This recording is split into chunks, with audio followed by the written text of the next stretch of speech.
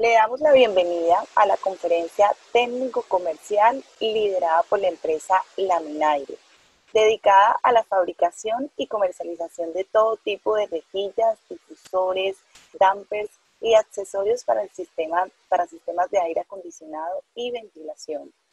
Antes de iniciar la sesión, les agradecemos a las personas que nos acompañan a esta hora del día por su disposición para participar en este tipo de espacios diseñados exclusivamente para ustedes. Adicional, les sugerimos tener en cuenta que las dudas e inquietudes serán atendidas directamente desde el chat habilitado de YouTube por el personal designado por la empresa anfitriona, que en este caso es Laminaire. Sin más preámbulo, le damos la bienvenida al ingeniero José Paulo Naranjo. Es ingeniero electromecánico. Cuenta con un diplomado en sistemas de aire acondicionado de la Universidad Pontificia Bolivariana en Medellín. Cuenta con 15 años de experiencia en diseños de sistemas de climatización y 5 años en la ejecución de proyectos de innovación y desarrollo en el área de calidad de aire interior. Es fundador y actual gerente de la empresa Ambientes Puros, con sede en Medellín, Colombia, y es miembro de la Asociación Colombiana de Acondicionamiento del Aire y de la Refrigeración, ACAIRE. Actualmente se desempeña como director técnico del capítulo CAI y vicepresidente del capítulo Antioquia. Ingeniero, bienvenido. Buenos días, Melissa, ¿cómo estás? Muchas gracias por la invitación. Vamos a comenzar entonces nuestra charla relacionada con tecnologías para mejorar la calidad del aire en interiores, objetivo COVID-19. Como bien lo decía Melissa, soy ingeniero electromecánico y actual director técnico del capítulo de calidad de aire interior de ACAIRE. Entonces, bueno, comenzamos. El tema de calidad de aire interior, CAI como también se le llama, o IAQ por sus siglas en inglés, se refiere básicamente, principalmente, a la calidad del aire no solo dentro de los espacios, sino también alrededor de los edificios y las estructuras entonces que estos poseen. Sin duda, digamos que el entorno hace parte de lo que viene siendo la calidad del aire interior, teniendo en cuenta, según las normativas y los estándares actuales, las tomas de aire exterior juegan un papel importante, sin duda, ¿cierto? La contaminación ambiental en las ciudades juega un papel importante. Entonces, no podemos omitir en ningún momento entonces ese entorno en el cual se está construyendo el edificio, en el cual entonces vamos a dar trato.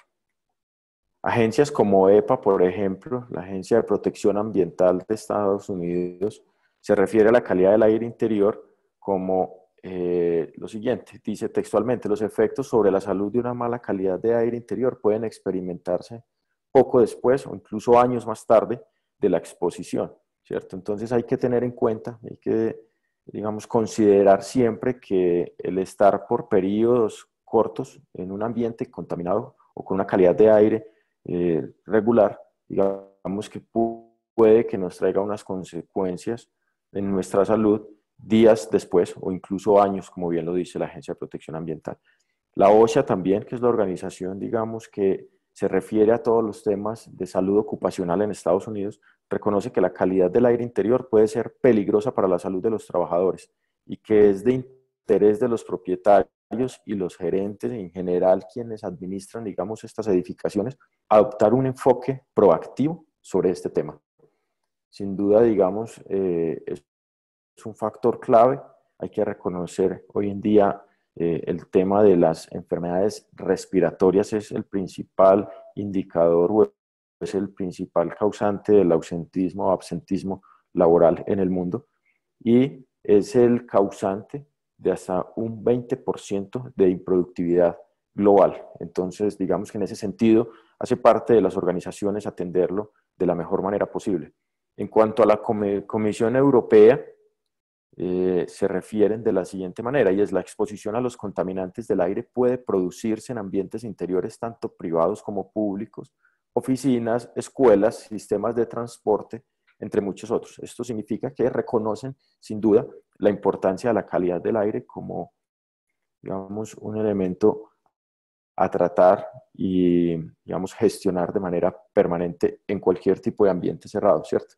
Entonces, esto para decirles, a nivel mundial, se reconoce la calidad del aire interior como una necesidad de primera medida que debemos empezar o, pues, digamos, debemos tratar desde nuestro día a día en los sistemas de aire acondicionado, en la gestión de mantenimiento, por ejemplo, en los diseños de los sistemas de climatización actuales, para tener un enfoque, sin lugar a dudas, a la salud de las personas, ¿cierto?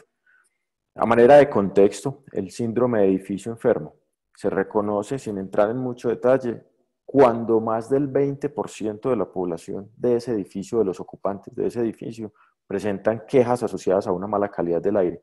¿Cómo se detectan estas quejas? Principalmente se refieren a temas respiratorios, resequedad en las vías respiratorias, alergias, eh, digamos, infecciones o un alto índice de infecciones y ausentismo por infecciones respiratorias.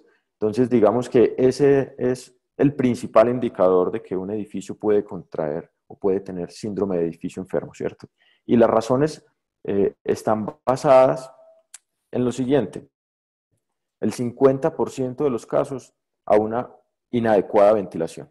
Una insuficiente renovación de aire hace que los edificios se vayan convirtiendo en un ambiente nocivo y el sistema de climatización, de ventilación en general, se convierta, digamos, en focos o en medios de propagación de infecciones o de contaminantes que terminan por afectar la salud de las personas. El 25% de los casos se da por contaminación interior o propia del edificio, y esta está asociada principalmente a una contaminación biológica, y es altos índices de humedad relativa, por ejemplo, proliferación de microorganismos en los ductos de aire acondicionado. Y este punto bastante, digamos, importante hoy en día, y es el uso de limpiadores, y lo pongo entre comillas porque algunos de esos limpiadores emplean una serie de compuestos orgánicos que finalmente van a quedar suspendidos en el aire, y si no tenemos unas tasas de renovación adecuadas, esos limpiadores terminan por ser, digamos, un contaminante más en el aire que estamos respirando, afectando la salud de nosotros mismos, ¿cierto? Entonces, digamos que es importante hoy en día, a propósito del COVID, digamos, entender bien y conocer las fichas técnicas de los limpiadores que estamos usando, ¿cierto? Entender cuál es la concentración a la que vamos a llegar cuando se están aplicando este tipo de limpiadores en ambiente, y sobre todo en los tipos aerosoles, que son los que con mayor, digamos, concentración van a estar en el ambiente. Por último, el 11% de los casos se refieren a contaminación exterior, que les mencionaba al inicio de la presentación, y es dado principalmente por la ubicación de tomas de aire exterior. Entender bien dónde están situadas esas tomas de aire exterior hace que podamos gestionar de manera correcta esa calidad del aire que estamos inyectando, ¿cierto? Entonces, evitar, digamos, las extracciones de los baños, por ejemplo, cerca de esas tomas de aire exterior, evitar, digamos, lugares con alto tráfico, por ejemplo, en las ciudades, donde podemos obtener incluso una gran cantidad de material particulado en esas tomas de aire exterior. Entonces, esos análisis hacen que se tomen, digamos, medidas o se reaccione a tiempo antes de convertir esas inyecciones de aire en un foco de contaminante para nuestro ambiente interno. Les mencionaba al principio, objetivo COVID, digamos que es el tema que nos atañe hoy en día como profesionales en el sector de aire acondicionado.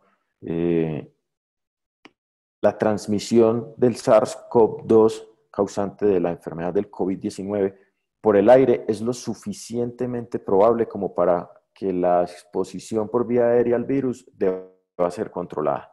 Esto lo dijo ASRAE, digamos, después de tener sin duda un enfoque y un estudio muy detallado en compañía del CDC, que es el Centro para el Control de Infecciones en Estados Unidos, entidad del gobierno, en donde se refieren al COP2 como un, digamos, microorganismo con capacidad de contagio a través de los sistemas de climatización y aire acondicionado. Y esto lo dicen no solo ahorita, a esta fecha, desde marzo de 2020 se está diciendo, y digamos que lo que venía haciendo falta era que la OMS, la Organización Mundial de la Salud, lo reconociera, y ya, digamos, en ese sentido se han dado, digamos, los comentarios adecuados para poder, digamos, que se tomen las acciones correctoras y los planes de bioseguridad en los edificios, sobre todo para tema de reapertura, se hayan podido incluir, digamos, el tratamiento de los sistemas de climatización. Desactivar el funcionamiento de los sistemas e instalaciones de climatización, calefacción y ventilación no es una medida recomendada para reducir la transmisión del virus. Esto hay que tenerlo muy claro. Digamos, hay mucha controversia o mucha desinformación en torno a esto. Científicamente se ha demostrado cuáles son los rangos de temperatura en los que se aconseja mantener los espacios internos para evitar la proliferación del microorganismo, y no solo del COVID, del COP2, sino de otra cantidad de patógenos que se pueden encontrar en el aire. También lo mismo ocurre con la humedad relativa. En ese caso, mantener los sistemas entre 40 y 60%, digamos que es un nivel óptimo para evitar, digamos, esa proliferación. En el caso de la temperatura, estar entre 20 y 23 grados centígrados nos permite, digamos, mantener un ambiente un poco más controlado. No garantiza claramente el tema o inactivación del virus, pero sí permite entonces de esa manera generar espacios que no sean aptos o, digamos, los mejores para la proliferación de este virus. De acuerdo a esto, entonces, es importante entender cuáles son los mecanismos de transmisión en el caso particular del COP2, ¿cierto? Un primer mecanismo que se da de medio directo a través del contacto entre personas, una persona contaminada y una que no. Digamos que este es el principal método o medio de contagio que se reconoce. Un segundo método es a través de un medio indirecto, que se da a través principalmente de superficies, manijas de las puertas, superficies como escritorios.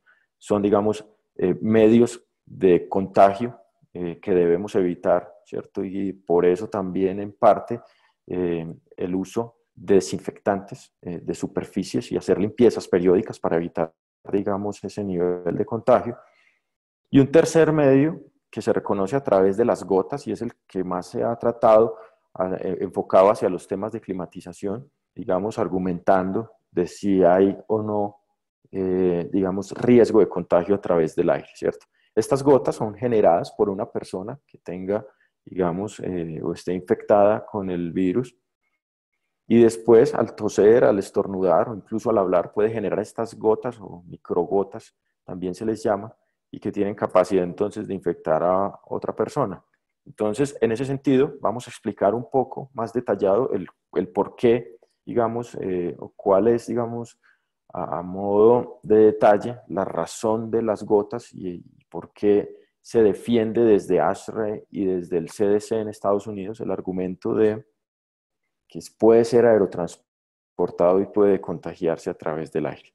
Cuando una persona estornuda o tose o incluso habla, ¿cierto? Y digamos que está contagiado con el virus, genera gotas principalmente con tamaños superiores a 5 micras. Esa gota entonces, por tener ese tamaño, digamos que primero tiene una capacidad sin duda de alojar una carga viral suficiente para contagiar a una persona, y esa gota y esos microorganismos entonces pueden quedarse sobre superficies, ¿cierto? O pueden caer sobre la piel o el rostro, pues en general, de una persona que no esté infectada, y de esa manera entonces contagiarla, ¿cierto? Esta es la principal razón de pedirnos que tengamos un aislamiento o un distanciamiento, perdón, de mínimo 1.8 metros, se refieren siempre a 2 metros de distanciamiento, para evitar entonces que estas gotas, que son, digamos, tienen una carga viral importante, digamos, puedan estar en contacto con una persona que no esté contagiada, ¿cierto? Pero resulta que esas gotas, que principalmente están, digamos, constituidas por agua, tienen la capacidad de evaporarse, ¿cierto? Digamos que al encontrarse en un ambiente externo, va a generar un proceso de evaporación que va a convertirlas en núcleos goticulares. Digamos, estas gotas no solo tienen agua, sino que tienen otra serie de elementos internos en los que al evaporarse el agua van a quedar constituidas o conformadas por un tamaño de partícula menor a 5 micras. El tener un tamaño de partícula de este tamaño hace que, primero, siga teniendo capacidad para alojar una carga viral con capacidad para contaminar o contagiar a una persona, pero adicional a eso, tiene la capacidad de ser aerosol o aerotransportado, perdón, y a esto es lo que se les llama bioaerosoles. Son microorganismos que tienen un tamaño de partícula tan pequeño que puede ser, digamos, arrastrado por un flujo de aire y luego ser llevado entonces a los sistemas de climatización, de ventilación, y de esa manera distribuirse por todos los sistemas entonces y salir por difusores, llegar a alcanzar, digamos, grandes áreas en ese sentido, infectando personas que, digamos, no están en contacto de manera cercana con los infectados, ¿cierto? Entonces, hay que entender esta parte y saber que de esta manera debemos incluir los sistemas de climatización y la gestión de bioseguridad de los sistemas de climatización en todos los protocolos que se están manejando actualmente, sobre todo, les decía, para el tema de reapertura y ojalá posteriormente, de manera permanente, para la reducción entonces de infecciones con patógenos que son aerotransportados de esta misma manera. La revista Semana, por ejemplo, si vemos bien la fecha, el 14 de marzo del 2020 ya había emitido un comunicado, pues un artículo en donde hacía referencia a la capacidad que tiene el virus del SARS-CoV-2 de ser aerotransportado, ¿cierto? Argumentando que se habían basado en un estudio científico donde se habían encontrado muestras del patógeno en los ductos de aire acondicionado de un hospital. Digamos que eso es una muestra clara de que el virus tuvo capacidad de ser arrastrado por un flujo, una corriente de aire y ser llevado hasta ese punto. Entonces, digamos que no es, repito, un tema reciente, sino desde el principio ya se reconoce, incluso con estudios claramente identificados desde el pasado, con el SARS-CoV-1, por ejemplo, el H1N1, estudios de la misma categoría que lo demostraban. Semana Sostenible, de la misma casa editorial, también había emitido, digamos, el 31 de marzo, ya, digamos, un artículo donde relacionaban o se relaciona la alta concentración de, digamos, material particulado en el aire con los brotes virales. Y estos fueron estudios hechos en la Universidad de Bologna y Bari, en donde se identificó que altas tasas de contaminación o de material particulado en el aire están asociados a altos niveles de contagio viral. Esto, digamos, porque esos microorganismos, digamos, ellos no vuelan por sí solos, sino que necesitan un vehículo para ser aerotransportados o ser movidos, y los mejores elementos para este caso son, digamos, altas concentraciones de material particulado, menores a 0.5 micras, que repito, a 5 micras, que repito, tienen la capacidad de ser entonces arrastrados por esas corrientes de aire. El material particulado, entonces, aloja esa carga viral final que va a ser arrastrada por el sistema de climatización y finalmente entonces la persona la respira, la inhala, llega hasta su sistema respiratorio y de esa manera entonces se contagia. Para el 7 de, el 7 de junio, el 6 de julio, de este año, ya el The New York Times había tenido una entrevista con la Organización Mundial de la Salud, en donde reconocieron entonces que se tienen evidencias emergentes sobre este tipo, donde se dice que ya sí se reconocen estudios que demuestran la capacidad del virus de ser aerotransportado y de estar, digamos, en el aire por largos periodos de tiempo. Digamos que entonces esto, al reconocerlo la OMS, ya convierte, digamos, los sistemas de climatización en un foco importante de, digamos, de tratamiento para reducir los riesgos de este contagio. CNN, por ejemplo, también ampliaba la noticia en donde decía el coronavirus puede flotar en el aire y expertos dicen que la OMS y el CDC deberían decirles a las personas eso, ¿cierto? Digamos que ya esto se ha reconocido, ya viene, digamos, implementándose en el mundo, pero de manera muy reciente. Entonces, lo mismo va a pasar con otro tipo de patógenos, con otro tipo de infecciones que puedan llegar, que puedan tener la capacidad, digamos, de ser aerotransportados.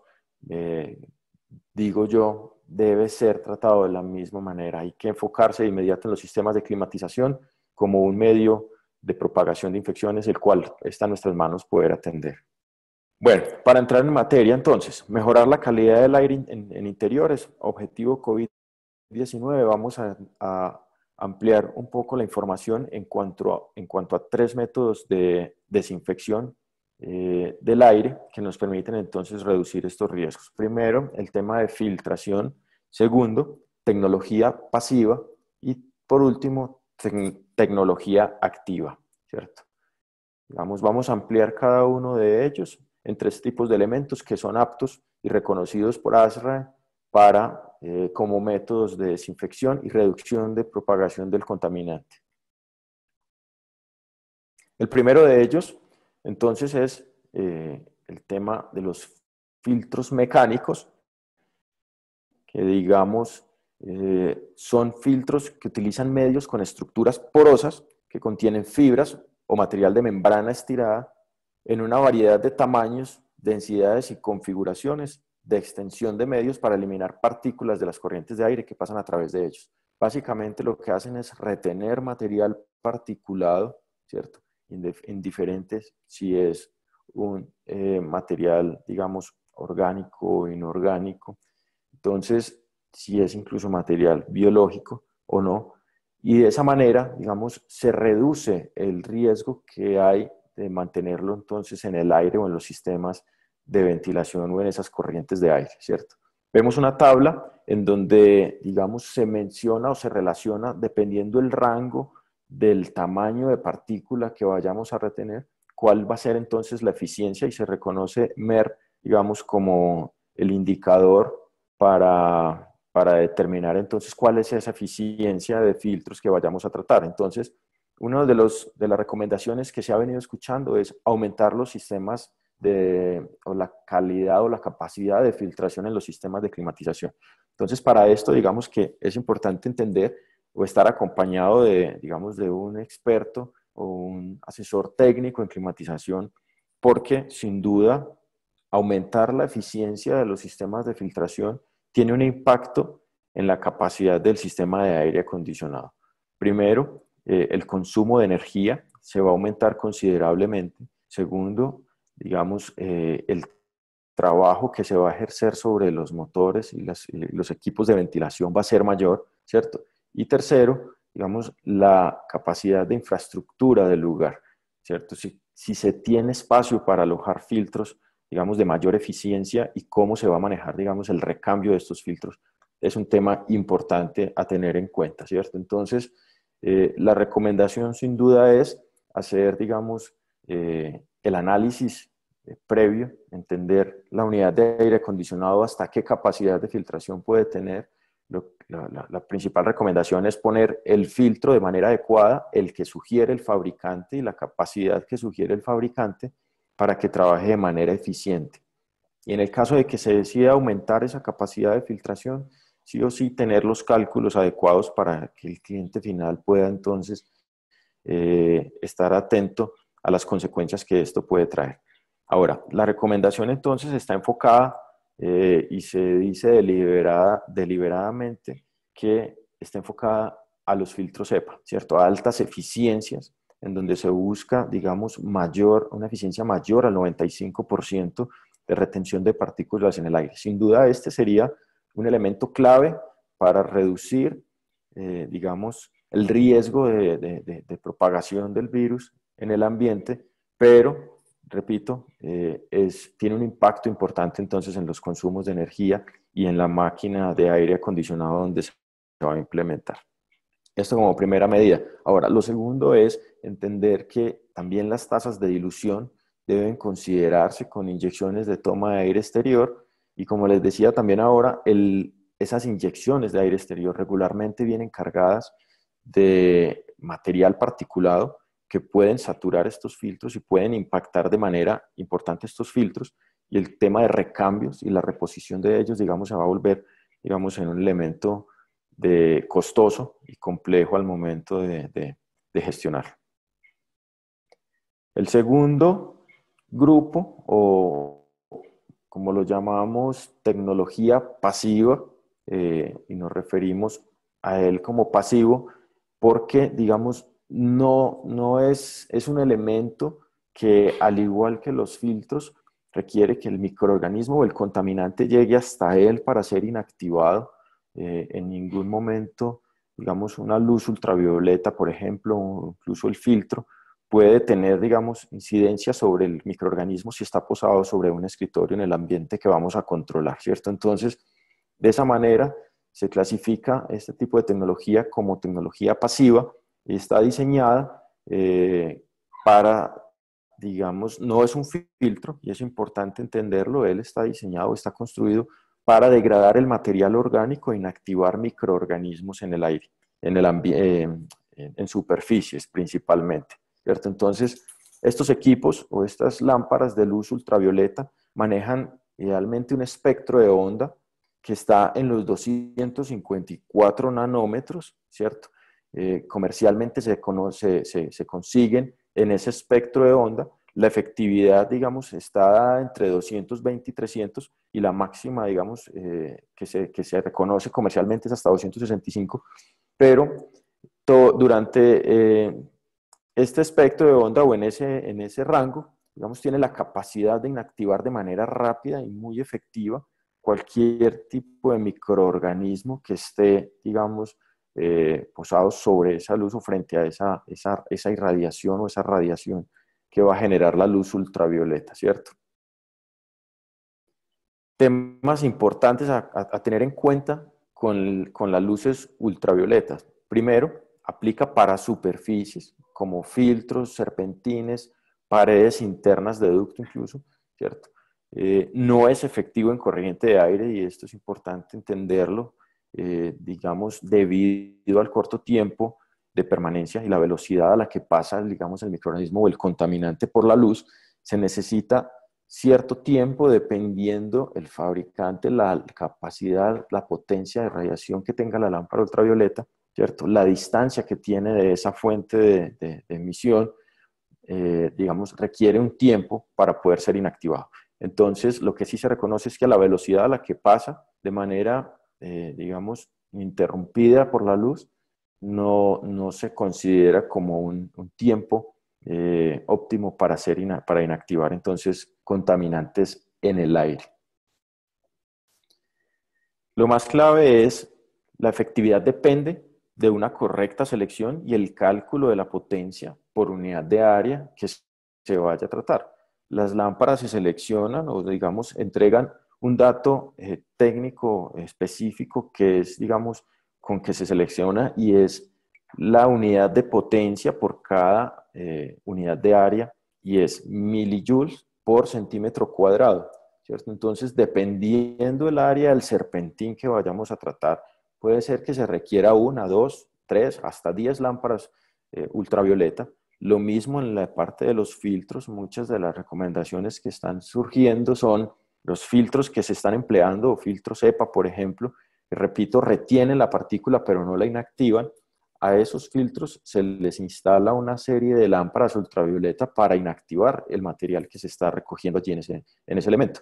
Entonces es clave, sin duda, tener esa correcta selección. Por último, vamos a ver la tecnología activa como un método de tratamiento de aire. Y en este caso vamos a hablar de purificación por oxidación fotocatalítica o PCO, por su sigla en inglés también. Esta tecnología emplea un emisor de luz ultravioleta. Comúnmente también se emplea un espectro de onda de 254 nanómetros y se emplea, digamos, no como una luz para desinfectar superficies, sino como fuente de energía que se va a irradiar sobre una superficie compuesta de diferentes metales, principalmente dióxido de titanio, y a partir de él se van a generar peróxido de hidrógeno en estado gaseoso o H2O2 como un oxidante natural capaz de generar, digamos, un proceso de oxidación en los microorganismos e incluso en los compuestos orgánicos volátiles, además de otros radicales que tienen la capacidad entonces de hacer de esta una tecnología altamente efectiva en la reducción de contaminantes en ambientes internos. La fotocatálisis, digamos, no es una tecnología nueva, es una tecnología de décadas que se viene usando en el tratamiento de agua, en el tratamiento de aire, ¿cierto? Y digamos que en ese sentido, lo que se ha venido haciendo es perfeccionando la capacidad de generar ese hidroperóxido de manera segura y que sea, digamos, muy efectivo y eficiente para la desinfección. En ese sentido, digamos, la FDA en Estados Unidos y el mismo ASHRAE han determinado que los niveles de hidroperóxido son incluso amigables o son oxidantes amigables y saludables para la salud de las personas y en concentraciones inferiores a los límites sugeridos por OSHA, por ejemplo, o la misma FDA, digamos que son seguros para las personas, ¿cierto? Pero tienen una capacidad, digamos, muy alta de desinfectar entonces y de mantener ambientes o espacios cerrados controlados en cuanto a cargas microbiológicas, compuestos orgánicos, la mayoría de ellos incluso asociados a malos olores en la reducción de olores y de esa manera entonces se ha venido trabajando para mejorar esos procesos de fotocatálisis, ¿cierto?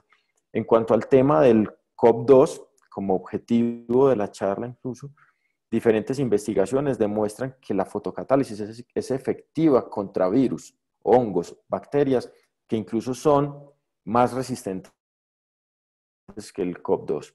En ese sentido, lo que podemos decir es, y se reconoce ya, que el COP2 es, digamos, un microorganismo que tiene una característica especial y es que se inactiva de manera, digamos, más rápida que otros que ya hemos tratado, como el COP1, por ejemplo, como bacterias como el E. coli, por ejemplo. Entonces, la comunidad científica lo que sugiere es la capacidad de la fotocatálisis para inactivar también este tipo de microorganismos.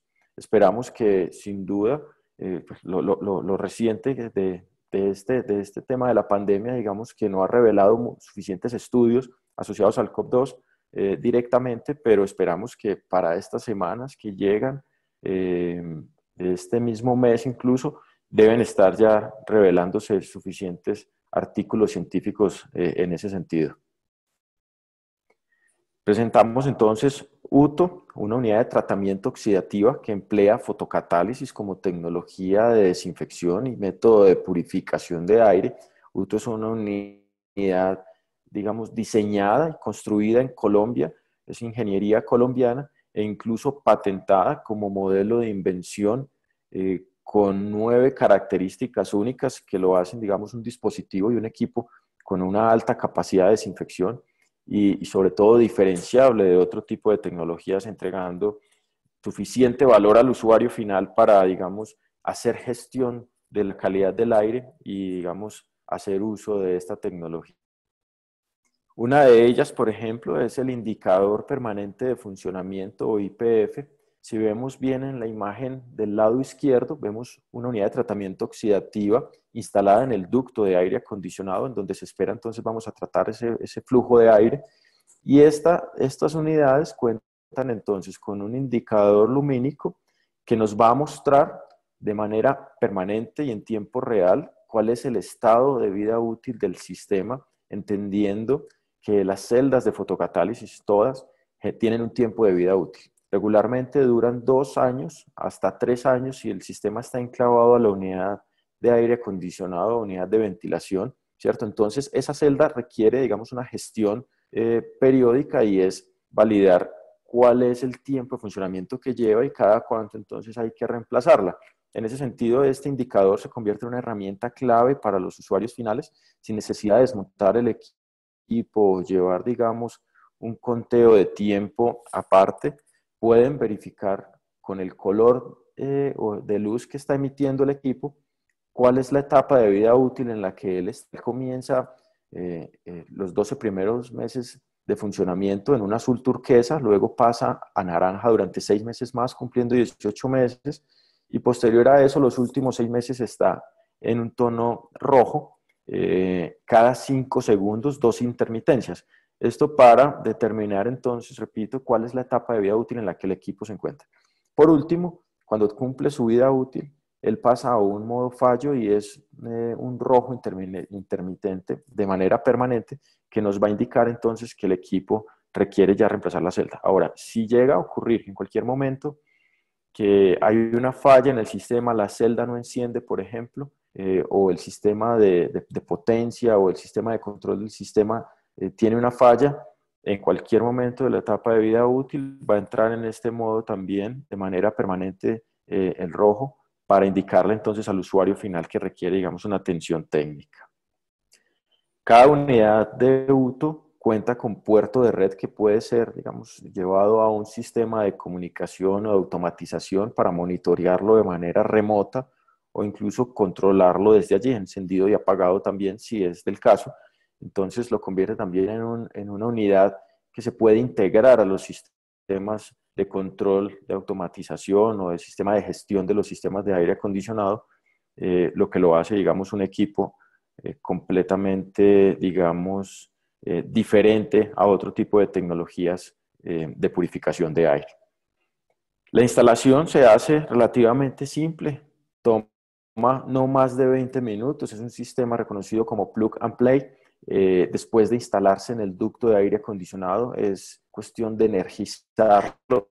Él inmediatamente entonces genera el hidroperóxido que se va a encargar de generar, digamos, la desinfección no solo en el aire, sino en las superficies internas de los conductos, y posterior a eso entonces también los difusores y las superficies que estén en contacto con este aire.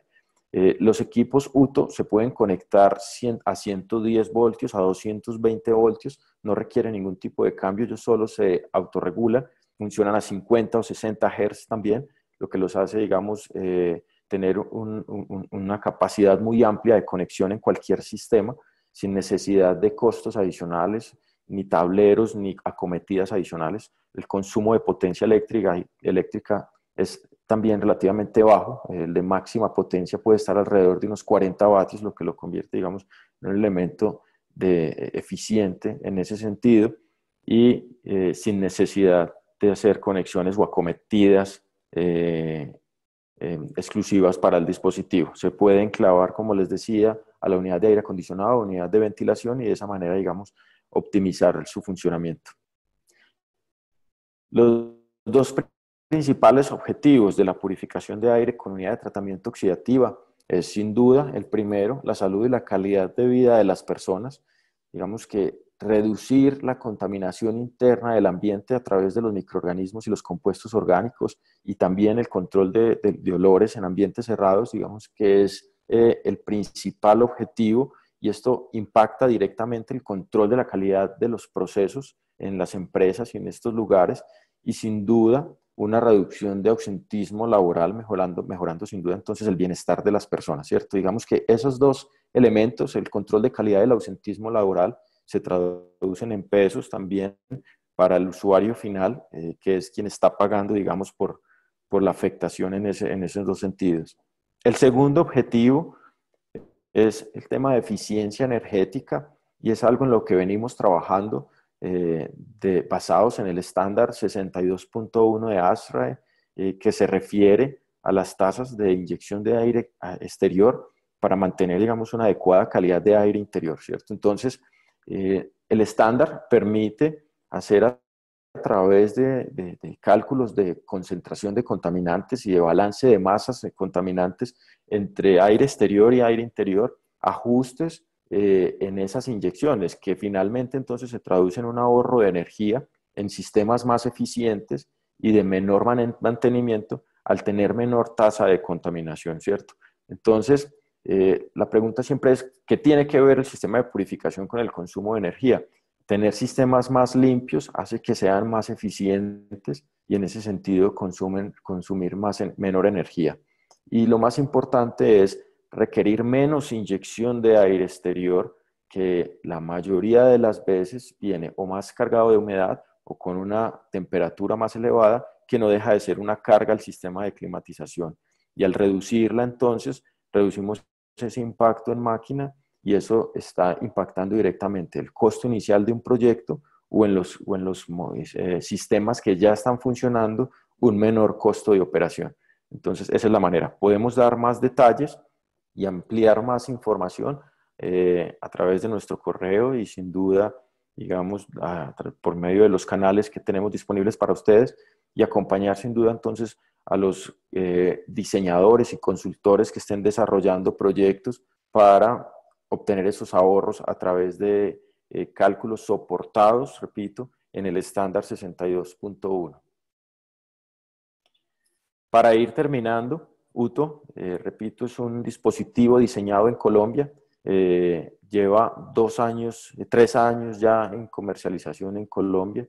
La unidad de tratamiento oxidativa ha tenido diferentes reconocimientos ya incluso en la cumbre de emprendimiento global que se llevó a cabo en Holanda en el año 2019.